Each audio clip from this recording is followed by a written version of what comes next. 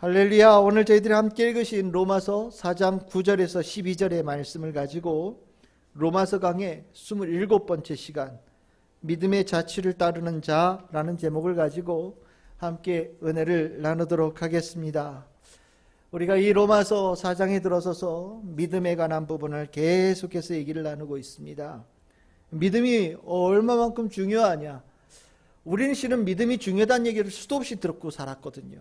그 믿음이라는 단어는 신앙생활에 언제나 중심에 딱 서 있었기 때문에 이렇게 믿음이 중요하다라고 로마서에서 이렇게 강조하는 것들이, 그리고 그 믿음이 중요하다라는 것에 대해서 반발하는 많은 유대인들의 이 모습들이 실은 잘 이해가 되지는 않는 부분들이 있죠. 그런데 우리가 또 이걸 반대로 생각하면 믿음이 신앙생활의 중심이다라고 하는 이것이 그 당시에는 정말 굉장히 생소한 단어였나 보다, 정말 이것이 그렇게 받아들이기 어려운 주제였나 보다라는 생각도 반대로 들게 되어집니다. 우리가 믿음이 아니면 하나님께 의롭다 하심을 얻을 길도 없고, 하나님께 구원의 은총을 받을 길도 없고, 또 임박한 하나님의 진노로부터 벗어날 길도 없음에도 불구하고 당시 신앙생활을 하고 있다라는 많은 사람들이 믿음을 중요하게 여기지 않고 때로는 가볍게 여기고 때로는 뒤로 저 뒤에다 놓으면서 한쪽에 구석에 방치하는 일들이 일어나고 있다는 것. 참 이 믿음이 그렇게 중요함에도 불구하고 그렇게 되지 못하고 있는 이 현실은 참 성경을 읽으면서도 혹시 이 모습이 우리에게 있지 않나 라는 생각을 갖게 되어지고, 혹시 우리는 그 중요한 믿음을 소홀히 여기고 있지 않나라는 반성도 하게 되어지는 그런 부분이 되어집니다. 우리가 이 아브라함, 우리가 지난주에 한참 나누었지만 아브라함, 바울이 왜 아브라함을 이렇게 강조하냐? 하나님께 복받은 대표적인 사람이니까요. 하나님께 복받은 대표적인 사람인데 그 복을 뭘로 받았느냐? 믿음으로 받았다. 하나님께 가장 인정받고 하나님께 가장 축복받고 하나님으로부터 가장 귀한 선물을 받은 사람이 아브라함인데, 그 아브라함이 그 선물을 뭘로 받았느냐? 믿음으로 받았다. 이것을 바울은 이 로마서에서 강력하게 주장하고 우리가 눈을 떠서 이 귀한 사실을 바라보기를 우리에게 원하고 있으면서 우리에게 심령에 새기고 있는 작업을 하는 겁니다. 그래서 우리 지난주 4장 3절, 로마 4장 3절 성경이 무엇을 말하느냐? 아브라함이 하나님을 믿음에 그것이 그에게 의로 여겨진 바 되었다라고 이 선언한 거 굉장히 중요한 주제가 됩니다. 오늘은 그것의 또 연장선이에요. 오늘 읽었던 본문에 참 많이 나오는 이 단어죠. 할례시냐 무할례시냐, 이 할례에 관한 문제입니다. 믿음에 관한 강조를 바울이 하면서 실은 이 믿음보다 당시의 사람들이 앞서 두었던 것들이 몇 가지가 있는데, 실은 믿음이 가장 중요한 건데 믿음을 가장 중요하게 여기면 당시에 살았던 많은 신앙하는 사람들이 전부 다 하나님께 은혜를 받고 구원받고 축복받는 사람들이 섰겠지요. 근데 그런 일들이 그 당시에 일어나지 않았다라는 거예요. 그러면 믿음보다 뭔가 더 앞서서 뭔가 더 중요하게 앞에다 놓은 것들이 있었다라는 거죠. 그것 중에 오늘 바울은요, 이 단어를 써요. 할례를 믿음보다 앞서 두었다라고 얘기하는 겁니다. 할례를 앞서 두었더니 그 할례에 대해서 의지하는 것으로 인하여서 믿음을 소중하게 여기지 못하는 문제가 일어났다라고 바울은 얘기하고 있고, 이 할례를 믿음보다 더 중요하게 여기는 이 어리석음은 우리 가운데 절대 있으면 안 된다라는 것을 얘기하고 있는 겁니다. 오늘 읽었던 본문 로마서 4장 9절에서 10절, 이 내용이 복잡해 보이지만 간단한 내용이에요. 이 복, 9절에 복이라고 나오죠. 이게 하나님께 의롭다 여김을 받은 거예요. 하나님께서 인정해 주신 거죠. 최고야, 너 잘했어 라고 인정해 주시는 거예요. 그러면 이 아브라함이 하나님께 인정을 받았을 때 할례를 받은 상태였느냐, 아니면 할례를 받기 이전의 상태였느냐? 받기 이전의 상태죠. 창세기 15장에 하나님께서 아브라함에게 그 축복을 주셨잖아요. 할례는 어디 나오는데요? 창세기 17장에 나오거든요. 그러니까 할례를 받기 이전에 하나님께서 이미 아브라함을 축복하셨다. 즉 아브라함이 복을 받은 것은 할례로 인한 것이 아니다라는 것을 분명하게 얘기하고 있는 거예요. 여러분들이 이 할례에 관한 이것, 실은 우리가 이 할례를 우리는 안 하잖아요. 실은 우리가 교회 다닌다고 할례 받는 사람 없잖아요. 그러다 보니까 할례를 잘 이해를 못하는 부분들이 있어요. 유대인들이 할례 굉장히 중요하게 생각합니다. 우리는 세례교인회 안에서 성찬식 나누죠. 세례교인이라고 하는 것은 이 교회에 대해서 자신의 뜻을 나타낼 수 있는 권한이 있는 그런 성도라고도 얘기를 합니다. 그래서 세례를 받는다라는 거 굉장히 중요한 거예요. 우리가 같이 예배를 드리고 있지만 세례받은 성도로서 이 자리에서 예배 드리는 것과 그렇지 않은 것은 많은 차이가 있어요. 세례를 받았다라는 것은 내가 예수님의 사람으로서 하나님의 사람으로 딱 살아가겠다고 만천하에 공포하는 겁니다. 그리고 그 약속을 지키면서 끝까지 죽을 때까지 사는 거예요. 그래서 우리가 뭐 마음속으로는 내가 예수를 믿어서 구원받는다고 하지만 세상적으로 이렇게 내가 분명하게 나타날 때는 세례받았다라고 하는 거 굉장히 중요한 분기점을 이루는 거예요. 근데 우리가 이 세례를 중요하게 생각하는 것처럼 유대인들은 이 할례를 굉장히 중요하게 생각합니다. 그래서 여러분들 구약 성경에 보면 여러 절기 나오잖아요. 뭐 유월절도 있고 뭐 장막절도 이런 절기 있잖아요. 절기 때는 사람들이 다 모여서 기쁨을 나누는데 그게 다 모였다라고 할 때 그 다 모였다라는 게 다가 아니에요. 할례 받은 사람만. 할례 받은 사람만 모이는 거예요. 대표적으로 유대인들 전 세계 금융을 꽉 잡고 있잖아요. 성경에 보면 너희들 절대 돈놀이하고 이자 받으면 안 된다라고 얘기를 합니다. 그럼 유대인들 우리 은행에다 돈 내잖아요. 돈 빌리면 돈 내잖아요. 유대인들 그렇게 은행 꽉 잡고 있다고 하는데 왜 이자 받지? 그들이 가지고 있는 우리가 이자 받으면 안 된다라고 하는 범주는 할례 받은 사람들끼리는 안 돼요. 유대인들끼리는 이자 안 받아요. 그런데 우리는 할례 안 받았잖아요. 그러니까 우리한테는 이자 받아도 된다는 거예요. 유대인들은요, 할례 받았느냐 안 받았느냐가 유대인 공동체에 들어가느냐 못 들어가느냐를 아주 엄격하게 구분하는 잣대예요. 아주 끔찍하게 사랑합니다. 그런 이유가 뭐냐? 우리 주중에 말씀 나눴지만 창세기 17장 말씀에 나오죠. 창세기 17장 9절에서 14절. 하나님께서 아브라함에게 나타나셨죠. 오셔서 요구하셔요. 할례를 받아야 된다. 그 할례가 뭐냐라고 얘기할 때 언약의 표징이다라고 얘기하시고 영원한 표징이다라고 얘기를 하시고 만약에 그 할례를 받지 않으면 하나님께서 그들을 내 백성에서 끊어버리시겠다라고도 얘기하셔요. 그러니까 한마디로 얘기하면 할례 100% 받아야 된다라고 요구하시는 거예요. 엄청 중요한 거죠. 하나님의 언약을 받은 사람의 징표로서 할례를 요구하니까 하나님께 이 할례 받은 것에 대해서 유대인들은 굉장히 중요한 방점을 찍은 거예요. 그리고 이 할례 단순하게 아브라함에게만 요구한 게 아니잖아요.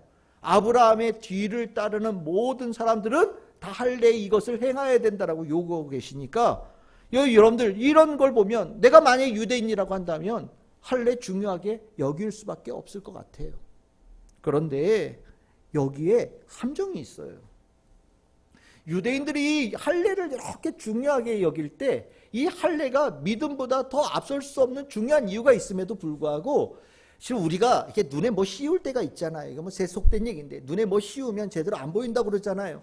뭔가 한 군데 확 꽂히면 주변에 아무리 뭐가 번쩍거리는 게 있고 중요한 게 있어도 잘 안 보이잖아요. 특별히 나한테 이득이 되는 게 있으면. 실은 우리는 거기에 완전히 순식간에 눈이 확 꽂히게 되어지는 거거든요. 할례, 이거 얼마나 세상 편한 거예요. 하나님과 언약의 징표로서 몸에 피만 잘라내면 너는 누가 보더라도 하나님의 백성이다라고 딱 해주니까 실은 우리가 할 수 있는 것 중에 제일 쉬운 게 이런 거예요. 뭔가 겉으로 이렇게 표현하는 거 있잖아요. 뭐 예를 들어서 교회에 올 때 성경책 들고 오면은 크리스찬입니다. 제일 쉽죠. 성경책 들고 오는 게 뭐 어려워요. 교회에 올 때 정장 입고 깨끗한 옷 입고 와야 됩니다. 제일 쉬운 거예요. 교회에 올 때 하나님께 드리는 예물을 가지고 와야 됩니다. 이거 제일 쉬운 거예요. 정말 중요한 거, 제일 어려운 건 뭐냐? 우리의 마음이 어렵죠. 우리의 마음이 어려운 거예요. 겉으로 표현하는 건 다 쉬워요. 그러니까 유대인들이 봤을 때 할례, 우리가 몸에 이렇게 포피를 자르는 거 좀 어렵다고 생각할지 모르지만 이것만 하면 하나의 백성이 되어지고 아브라함에게 주신 복이 그냥 통째로 나에게 상속되어져 온다는데 안 할 이유가 없죠. 당연히 사랑할 수밖에 없는 거예요.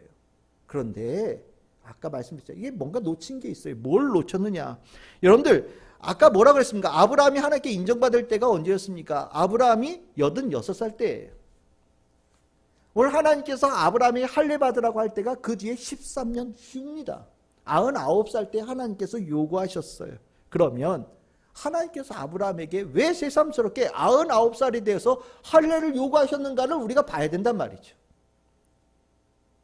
이제까지 할례를 요구하지 않으시다가 왜 99살에 하나님께서는 왜 아브라함에게 신방 오셔서 긴급하게 특별 신방을 오셔서 다른 거 요구하지 않으시고 할례를 요구하시고 다시 올라가셨냐? 그 이유를 알면 할례가 어떤 기능을 가지고 있는지를 우리가 알게 되어집니다. 여러분들, 아브라함에게 하나님이 왜 찾아오셨습니까? 우리 주중에 말씀 나눴죠. 아브라함의 믿음이 흔들렸기 때문이에요. 하나님께서 아브라함에게 땅도 주시고 자식도 주시겠다고 약속하셨단 말이죠. 특별히 자식의 문제는 중요했단 말이에요. 86살 때까지 자식이 없었어요. 그런데 하갈이라고 하는 여종을 통하여서 이스마엘이라는 아들을 낳았잖아요. 이거 우리가 볼 때는 이건 뭐 적자가 아니야, 진짜 아브라함의 아들이 아니야 라고 생각할지 모르지만 아브라함은 그렇지 않아요. 이스마엘 내 자식으로 여긴 거예요. 어떻게 됐습니까? 하나님께서 너의 아내 사라를 통하여서 내가 1년 뒤에 너에게 아들을 줄 거야 라고 얘기할 때 아브라함 피식 웃어요. 안 믿는 거죠.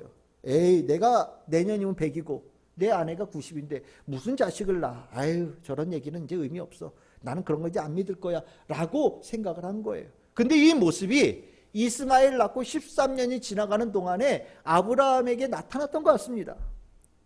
지금 100세가 되어지면 아들, 그 정말 하나님께 주신 축복의 아들이 이삭이 나올 지금 하나님의 타이밍이 앞두고 있는 상황에서 아브라함의 믿음이 막 흔들리는 거예요. 하나님께 주신 언약도 흔들리고요. 머릿속에서 자꾸 지워지는 거예요. 하나님은 1년 뒤에 자식을 주셔야 되는데 믿음의 그 은총을 가지고 그 축복을 누려야 될 아브라함은 정작 그 언약을 잊어버리고 있는 거죠. 그래서 하나님께서 아브라함에게 신방 오신 거예요.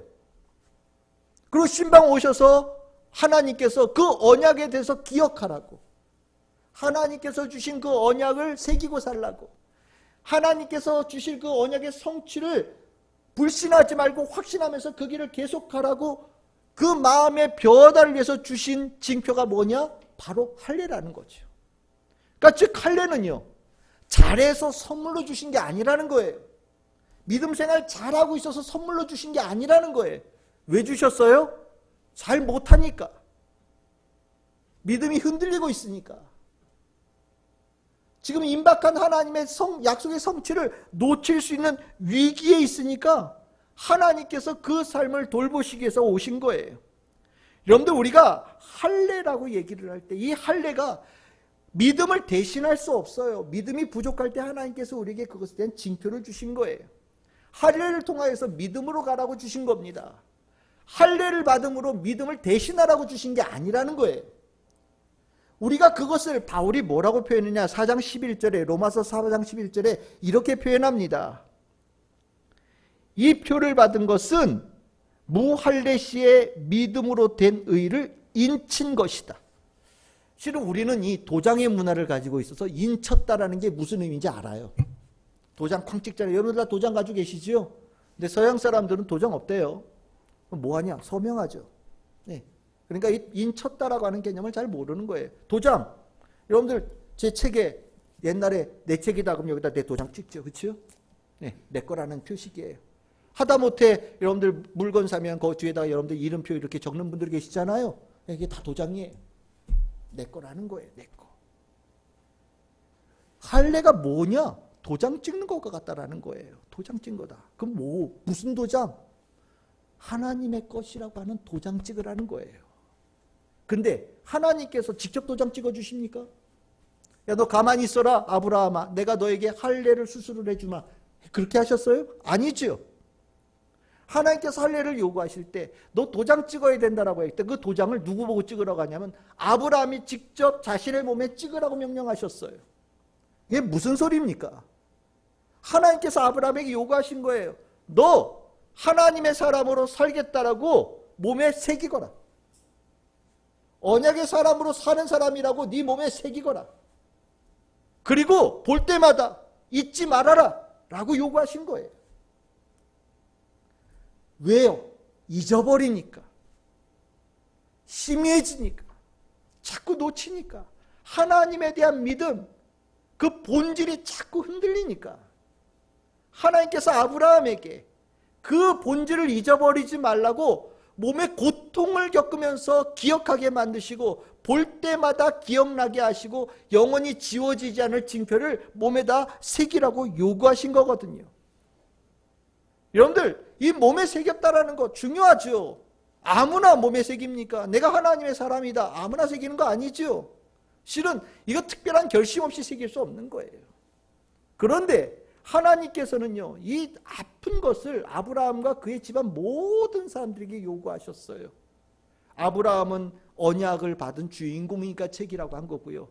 그 집안 모든 사람들에게도 똑같이 남자들에게 할례를 하라고 요구하신 것은 아브라함이 그 믿음으로 가는 그 길을 방해하지 말라는 겁니다. 한 마음으로 같이 가야 된다라고 요구하신 거예요. 그래서 그 아브라함 집안 모든 사람들이 하나님의 언약 안에, 하나님의 관계 속에, 믿음 안에 굳건하게 세워지는 사람이 되라고 요구하시고 명령하신 겁니다. 이 명령은요, 내가 하나님의 사람을 되어졌다는 것을 얼마나 중요하게 여겨야 되는지를 보여주는 증거예요. 그러니까 여러분들, 할례 굉장히 하나님의 사람이라고 하는 명확한 증거라고 얘기할 수 있지만 조금 삐딱하게 보면 이거 참 부끄러운 거예요. 그렇죠? 하나님에 대한 믿음, 하나님과의 언약의 관계가 확실하다면 이 몸에 징표가 필요 없는데, 그게 약하다 보니까, 그게 흔들리다 보니까 우리가 자꾸 신앙생활하면서 가장 중요한 걸 자꾸 놓치면서 하나님의 사람으로부터 멀어지는 일들이 일어나다 보니까 하나님께서 이 할례를 우리에게 명령하신 거예요. 저는 이 할례를 보면서, 이건 좀 삐딱한 논외의 얘기지만, 믿음 자꾸 잊어버리는 사람들, 하나님과의 관계를 자꾸 잊어버리는 사람들, 하나님께서 그 삶에 흔적을 남기시죠. 뭐를요? 뭐 고통을 통해서, 실패를 통해서, 아픔을 통해서 하나님 없으면 살 수 없다라는 것을 경험시키셔요. 인간은 사탕 먹으면 좀 이따 잊어버리는데요, 인생의 쓴맛을 느끼면 잘 안 잊어버리거든요. 할례가 고통인 것처럼 우리가 하나님 없으면 살 수 없다는 것을 고통을 통하여서 각인시키는 경우들이 있어요. 그 각인되어진 것이 누군가는 나는 하나님의 사람이라는 것을 아주 확고한 증거로 보이는 사람들도 있겠지만, 실은 조금 다르게 보면 아프지 않고 고통스럽지 않고 하나님에 대해서 충성하고 믿고 따를 수 있는 사람이라면 더 복된 사람 아니겠습니까? 실은 아브라함이 99살 되기 이전까지는요, 할례에 고통 없어도 하나님께 인정받고 살았던 사람인데 99살 되어져서 이렇게 할례를 요구받은 것은 조금 부끄러운 모습이라고도 할 수 있어요. 그래서 여러분들, 성경에, 구약 성경에도요, 할례에 대해서 얘기할 때 이 할례가 실은 이 육체가 중요한 게 아니라 육체를 통하여서 우리의 마음속으로 들어가야 되는 것을 계속해서 강조한 구절들이 굉장히 많습니다. 그래서 신명기 10장 16절입니다. 신명기 10절 뭐라고 얘기합니까? 너희는 마음의 할례를 행하라, 이렇게 말씀하셔요. 마음의 할례를 행하라. 이제까지 할례 어디다 행했어요? 보피를 잘라냈잖아요. 근데 신명기, 모세가 얘기합니다. 할례 진짜 의미는 마음을 향하는 거다라고 얘기하는 거예요. 이게 중요하죠. 믿음에 관한 얘기라는 겁니다. 신명기 30장 6절, 신명기 끝날 때쯤에 모세가 다시 한번 강조합니다. 내 하나님 여호와께서 내 마음과 내 자손의 마음의 할례를 베푸사 너로 마음을 다하여 뜻을 다하여 내 하나님 여호와를 사랑하게 하사 너로 생명을 얻게 하려 하실 것이다 라고 말씀하십니다. 육체의 할례는 결국 마음의 믿음을 향하고 있는 것이다 라고 얘기하는 거예요. 예레미야 4장 4절에도요, 이 예레미야가 하나님께 범죄하고 있는 이스라엘 백성들, 이 예루살렘 백성들에게 경고하는 말씀이에요. 유다인과 예루살렘 주민들아, 너희는 스스로 할례를 행하라, 이렇게 얘기하는데 그 할례가 어디에 대한 할례냐? 너희 마음의 가죽을 빼고 내가 여호와께 속한 자가 되어야 된다라고 얘기하고 있어요. 이게 무슨 소리예요?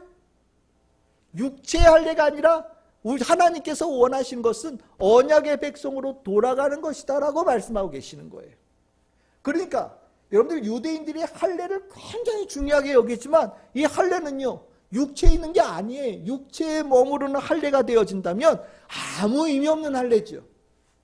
우리가 이 육체에 아무리 깊게, 아무리 진하게, 아무리 큼지막하게 하나님의 자녀, 하나님의 백성이라고 각인을 해도요, 마음에 하나님에 대한 뜻이 없고 사랑이 없고 믿음이 없으면 다 헛거라는 거예요.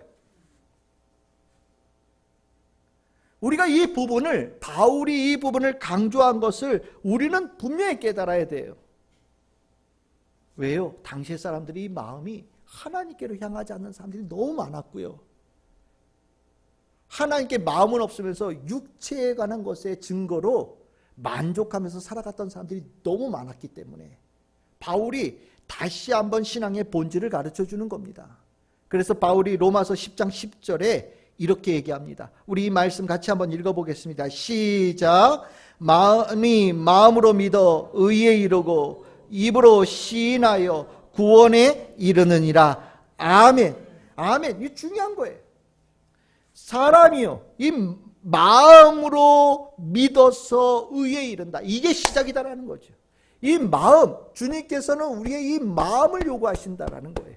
이 마음이 확고하게 서 있는 신앙인을 요구하신다라는 거예요. 그러니까 신앙은요, 격가지가 필요 없는 거예요. 딱 하나예요. 무엇이냐? 하나님에 대한 믿음이에요. 하나님에 대한 믿음만 요구하시는 거예요. 그것만 있으면 되는데 그걸 그렇게 못한다라는 거예요. 그래서 여러분들 할례를 요구하시면서 하나님께서 창세기 17장에 아브라함에게 나타나실 때 하나님께서 아브라함에게 요구하신 내용이 있어요. 그게 뭐냐? 17장 1절이거든요. 하나님께서 그에 나타나셔서 나는 전능한 하나님이라 너는 내 앞에서 행하여 완전하라 라고 얘기하시는 거예요. 이 완전하라는 게 뭐냐면 흠이 없다라는 거예요. 흠이 없다라는 게 뭡니까? 이 마음이 나누어지지 않은 거예요. 하나님을 향해서 온전하게 주님을 향하여 마음을 갖는 거예요. 주님의 언약을 마음에 품고 주님의 언약의 백성으로서 하루도 빠짐없이 살아가는 모습을 요구하시는 겁니다. 주님께서 아브라함에게 이것을 요구하셨다라는 것은 이것만 있으면 된다라는 얘기를 하는 거거든요. 이것이 안 돼서 하나님께서 아브라함에게 명령하신 게 무엇이냐? 할례라는 거예요. 그러니까 실은 우리는 할례를 통해서 내 믿음 바로 세우는 길로 가야 되는데 만약에 할례가 믿음으로 향하는 길이 되지 못한다면 할례는 아무 의미가 없다라는 것이 분명해지는 것이고 할례 10번 받아도 주님을 향한 믿음 없고 사랑 없으면 하나님께 구원받을 길은 전혀 없다라는 것을 명확하게 얘기하는 겁니다. 여러분들 예수님이 오셔서 우리에게 가르쳐 주신 게 뭐예요? 예수님께서 오셔서 유대교의 그 바리새인들 사두개인들과 끊임없이 싸우셨던 주제가 무엇입니까? 바로 이거예요. 너희들 양심에 화인 맞았다. 니들 주님 사랑하지 않지 않냐? 하나님 사랑하지 않지 않냐? 니들 하나님 앞에 예배드리고 뭐 이런 걸로 다 곁가지일 뿐이다. 이런 거 아무리 해봐야 하나님께 아무런 인정받지 못한다. 너희들은 하나님에 대한 믿음이 없다. 믿을 생각도 없고 사랑할 생각도 없다. 하나님 말씀에 대한 열정도 없고 깨닫고자 하는 마음도 없고 실행하고자 하는 마음도 없다. 예수님께서 오셔서 아주 신랄하게 비판했죠. 그리고 예수님께서 약하고 못 배우고 버림받고 소외된 사람들을 찾아다니셨어요. 그들이 율법을 아냐고요? 잘 몰라요. 글씨도 모르는 사람들이 대반이었을 겁니다. 그런데요, 예수님은 그들에게 아낌없이 은총을 베푸셨어요. 왜요? 정말 주님 사랑하는 마음이 이 안에 요만큼이라도 있었거든요. 주님을 정말 간절히 구하는 마음이 요만큼이라도 있었거든요. 주님의 은혜가 아니면 살 수가 없어요. 제 병을 고쳐주세요. 제 마음을 고쳐주세요. 저를 살려주세요. 저를 먹여주세요. 저를 입혀주세요. 라고 하는 사람들이 예수님을 따라다녔거든요. 그러니까 예수님은 그들이 가지고 있는 요만한 마음에 그 마음을 믿음으로 여기시고 축복하여 주시고 그들에게 구원을 은총을 베푸셨던 분이 바로 예수님이십니다. 예수님께서 그 일을 하셨기 때문에 예수를 따르는 교회는요, 오직 믿음 하나만을 강조하는 교회가 된 거예요. 그래서 여러분들이 기억하시죠? 우리 사도행전 15장 할 때 교회 역사상 최초의 전체 교회 회의, 예루살렘 공의회 있었죠, 그렇죠? 뭐가 문제였어요? 이방인들이 교회에 들어오는 거예요. 하나님 백성도 된다고 들어오는 겁니다. 근데 문제가 생겼어요. 뭐가요? 유대인들이요, 할례를 받아야 된다고 요구하는 거예요. 할례를 받아야 하나님 백성이다. 할례를 받지 않으면 아무리 예수 믿는다고 얘기해도 하나님 백성이 될 수 없다.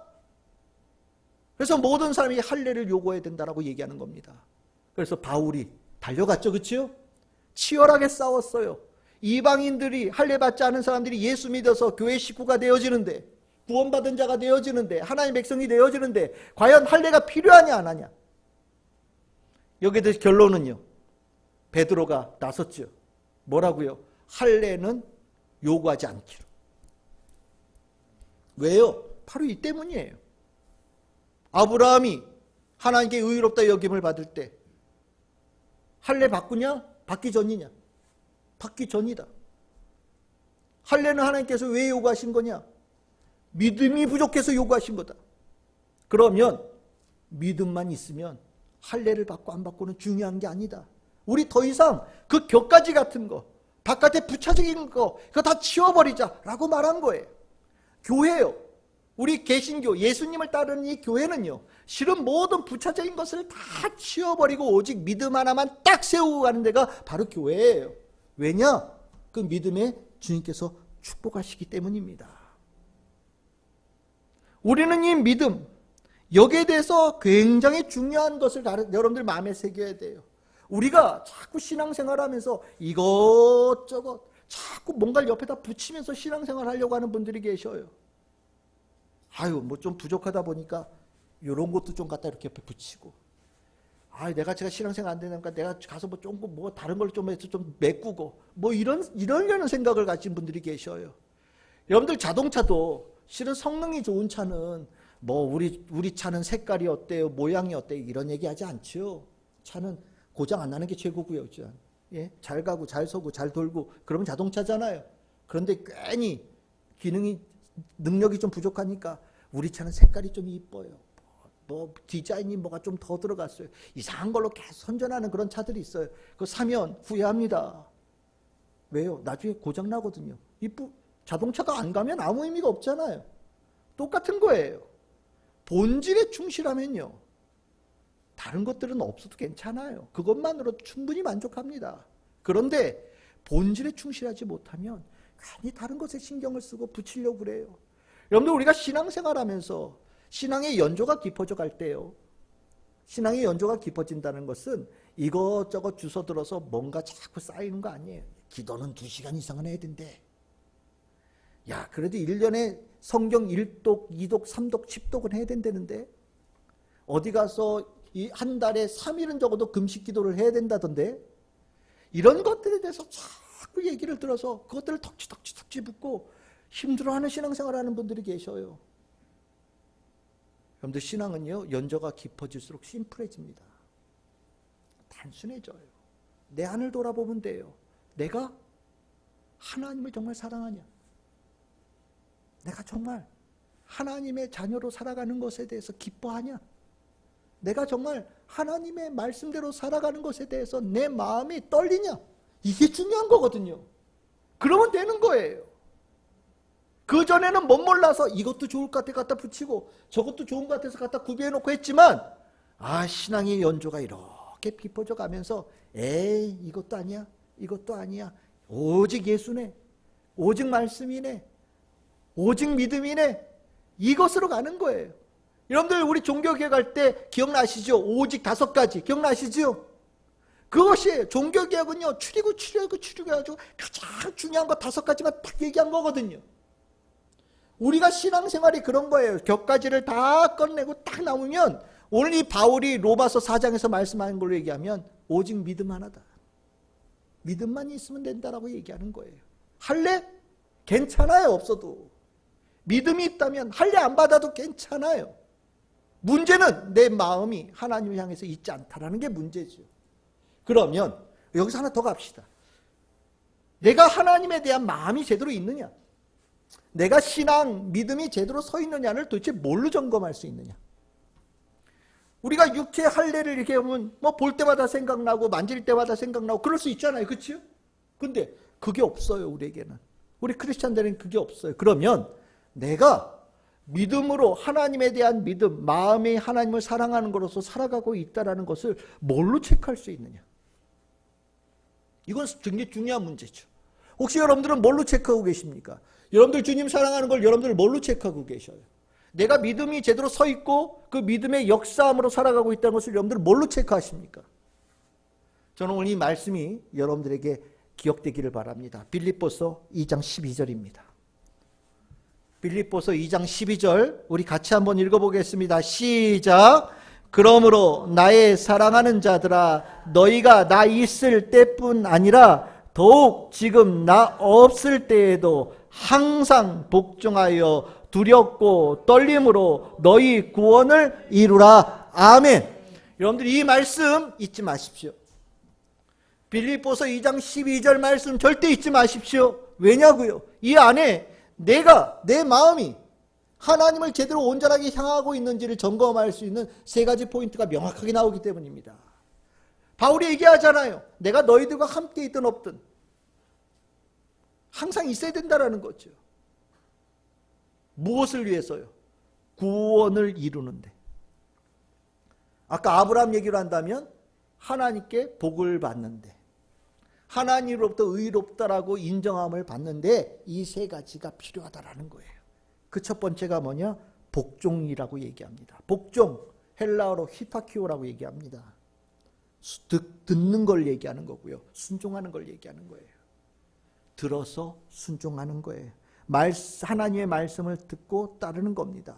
여러분들 믿음 시작 뭘로 됩니까? 하나님께서 나에게 찾아오시기 때문에 되는 거예요. 하나님께서 여러분에게 찾아오셔서 여러분들에게 말씀하여 주십니다. 그 말씀하여 주실 때 그 말씀을 듣고 마음에 품고 마음에 새기고 그 말씀대로 살아가는 사람이 믿음의 여정이 시작되어지는 거예요. 그것을 한 사람이 누구냐? 아브라함이죠. 그 전에 아브라함 어떻게 사는지 얘기 없잖아요. 제대로 없잖아요. 하나님께서 아브라함에게 오셔서 그에게 말씀하셨는데 아브라함이 그 말씀을 찰떡같이 알아들었어요. 귀하게 받아들였단 말이죠. 이게 뭐냐? 믿음이 제대로 가고 있다는 증거예요. 여러분들이 귀가 열려서 주님의 말씀을 이렇게 듣는 거 굉장히 중요한 거고요. 그 듣는 말씀이 여러분들의 삶의 발걸음을 인도해 가고 있다면 여러분들 믿음이 제대로 서 있는 거예요. 좋은 신호입니다. 그런데 듣는 것 따로, 걷는 것 따로. 듣는 것 따로, 생각하는 것 따로. 때에 따라서는 하나님께서 말씀하신데 안 들려요? 라고 되어진다면 문제 있는 거예요. 여러분들 믿음 심각한 고장난 겁니다. 그래서 믿음은 들음에서 난다라고 하는 얘기가 이거죠. 여러분들 오늘 설교가 들리십니까? 네, 들리기를 바랍니다. 성경 말씀은 어려워도 성경을 좀 쉽게 풀어내서 설명하고 있는 이 설교 말씀은 그래도 들릴 정도는 돼야죠. 이 설교도 안 들린다면 실은 여러분들은 이 안에 다른 게 없는 게 아니라 하나님 사랑하는 게 없는 거예요. 심각한 거죠. 저는 여러분들이 주의 말씀을 듣고 따르는 이 복종하고 순종하는 모습들이 풍성해지기를 소망합니다. 두 번째입니다. 두려움이라고 얘기합니다. 헬라어로는 포보스라고 하는데 의미는 공포, 놀람, 존경, 공경심입니다. 여러분들 우리가 믿음을 얘기할 때 여러분들 하나님이 떠올려져야 믿음이 되는 거죠. 그렇죠? 하나님이 안 떠올려지는데 믿음이 되는 건 불가능한 얘기 아닙니까?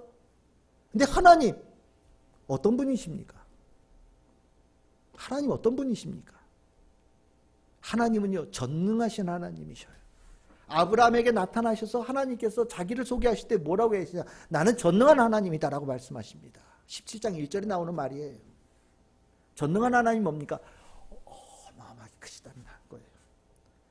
히브리어로 엘샤다이라고 하는데 큰 산과 연관되어져 있다고 얘기합니다. 하나님이 얼마만큼 어떤 분이시냐고 생각할 때 그냥 여러분들 이렇게 떠올리시면 이게 조금 이상할 수 있지만 여러분들이 봤던 산 중에 제일 높은 산 떠올리십시오. 네. 여러분들이 봤던 산 중에 제일 큰 산을 떠올리십시오. 그리고 하나님은 그 산보다 크신 분이라는 것을 여러분들 머릿속에 떠올리시면 됩니다.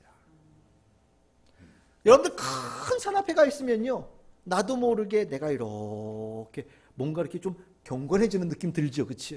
예, 뭔가 겁잖아요. 여러분들 문도 큰 문이 있으면 그걸 열고 들어가기 조금 쭈뼛쭈뼛하잖아요. 그렇죠? 똑같은 거예요. 우리가 하나님에 대해서 믿음을 가진 사람들은요 하나님에 대한 그림이 명확하게 그려져 있어요. 근데 그 그림이 큰 하나님이에요. 정말 어마어마하게 큰 하나님이 내 앞에 계시는 거예요. 그 앞에 있는 나는요, 한없이 작은 나예요. 그런데 이 나에 대한 이 믿음은요, 나에게 기대한다면 이룰 게 아무것도 없지요. 근데 내 앞에 계신 하나님이 어마어마하게 크신 분이에요. 그것을 아니까 하나님께서 무슨 말씀을 하셔도 될 것 같아. 될 것 같아. 크신 하나님을 보면 주님께서 주신 말씀이 헛말이 하나도 없다라고 느껴지고 내가 받아들여지게 된다는 거예요. 이게 뭐냐? 두려움이에요. 그래서 주님께서 주신 말씀 앞에 엎드리는 거죠. 아브라함이 하나님께서 나는 전능한 하나님이라고 나타날 때 아브라함은요, 그 말씀을 듣고 하나님 앞에서 엎드렸어요. 우리가 살면서 믿음이 있을 때 하나님 앞에 엎드려요. 하나님 앞에 엎드려요. 두려움이에요. 그리고 크신 하나님의 내가 서 있는 자로서의 마땅한 자세예요. 그런데 교만한 사람은요, 하나님을 아무리 그리라고 그래도요, 안 그려요. 그리고 싶지 않아요. 왜? 하나님이 크면 내가 작아 보이니까. 하나님 안 그려요. 아무리 하나님 생각하라고 그래도 그림 속에 그리질 않아요. 그리고 속으로는요, 하나님을 얼마만큼 보냐면, 여러분들 박물관 가면 불쌍만하게 봐요. 아니면 내 손에 이렇게 만지작만지하고 쥘 정도의 하나님 크기로 이렇게 봐요. 그리고 내가 필요할 때 들고 다니는 하나님 정도로 생각해요. 하나님이 요만하게 생각하는데 두려움이 있겠어요? 내가 필요할 때 쓰는 볼펜은 되겠죠. 믿음이 없으면 하나님을 크게 보지를 못해요. 여러분들 하나님 얼마나 크게 보고 계십니까? 그게 믿음이에요. 여러분들이 하나님을 크게 보고 크게 볼수록 여러분들 안에 하나님을 사랑하는 마음이 살아있음이에요. 세 번째입니다. 떨림이라고 얘기합니다. 헬라어로 트로모스라고 하는데 이 두려움으로 난 전율이에요. 이 두려움과 떨림은 성경에 거의 같이 나오거든요. 하나님 앞에 한없이 작은 나인데요, 무력해요. 작을 뿐만 아니라 무력해요. 그래서 왠지 모르겠는데 온몸이 사시나무 떨듯이 떨려요. 그러니까 떨린다라는 게 무엇입니까? 반응이 있는 거예요. 반응이. 여러분들 이 컵 앞에서 반응이 있어요? 반응 없죠? 컵 앞에서, 만약에 컵 앞에서도 떨려요. 그것 이상한 거예요. 그렇죠?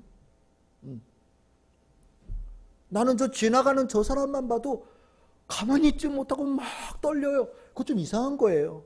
약간 마음에 병이 든 겁니다. 그런데요, 믿음을 가진 사람은요, 하나님 앞에 있을 때 그 반응이 있어요. 떨려요. 기도하면서 하나님께서 내 기도를 들어주신 것에 대해서 내 안에서 감각이 일어나요. 머리부터 발끝까지 전기가 흐르고요, 주체할 수 없는 막 벅찬 감성도 올라오고요, 내 안에서 할 수 있는 힘도 올라오고요, 때에 따라서는 정말 태풍 한가운데 있는 바다가 주님의 손길에 잔잔해지는 은혜도 경험합니다. 다 전율이에요. 우리가 주님 사랑하는 사람은요, 그 믿음이 있을 때 이 안에 정말 말로 표현할 수 없는 반응들이 일어나요. 그래서 이것을 우리가 성령 가운데 있을 때 누군가는 뭐 방언의 역사다라고도 얘기하고, 누군가는 여기에 대해서 평강이라고도 얘기를 하고, 뭐 여러 가지로 얘기하는데 한마디로 뭔가 일어난다라는 거예요. 여러분들 우리 예배 가운데, 여러분들 가운데 전율이 있기를 소망합니다. 여러분들이 영혼으로부터 울려나오는 전율이 있어야 되는 거예요. 그리고 이것이 이렇게 예배드리는 순간뿐만 아니라 여러분들이 살아가는 모든 일상에서 주님 앞에 서 있는 자로서의 두려움과 떨림이 있어야 되는 거예요. 그 떨림이 여러분들이 살아있음의 증거예요. 하나님의 사람으로서 살아있음의 증거예요. 그 떨림이 여러분들을 하나님께서 주시는 복된 자로 만들어가는 거예요. 우리의 심령이 죽으면요, 떨림이 없어요. 죽은 자가 되어지면요, 세상의 돈 앞에서는 흥분하는데 하나님의 말씀 앞에서는 아무 감각이 없어요. 세상에서 뭐 이런저런 재밌는 얘기에 대해서는 막 2시간, 3시간도 재밌게 듣는데 하나님의 말씀 10분 듣는 것도 지루해하는 일들이 일어난단 말이죠. 죽은 거예요. 믿음이 없는 거예요.